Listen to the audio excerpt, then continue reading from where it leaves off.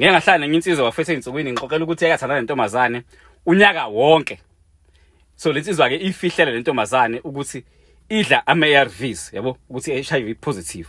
Kanti ifihla nje lensizwa nalosisi uHIV positive uyafihla naye. So kulebudlelana nje ngela amafihla band.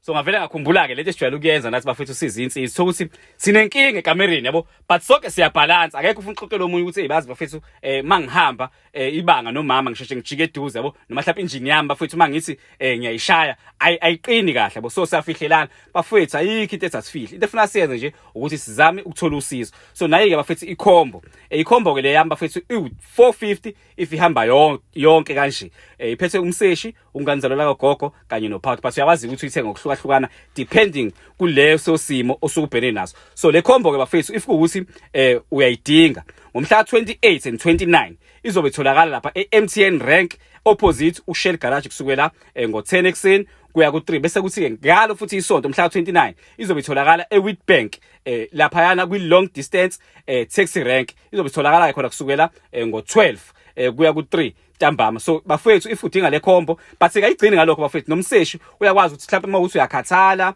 uneqolo unomhlume noma iziphi izifo nje obhekene nazo umseshi uyakwazi ukuthi ayiseshe lezo zifo. So ngayi WhatsApp ke bafethu number ethi 065 629 5372. Ngiyabonga.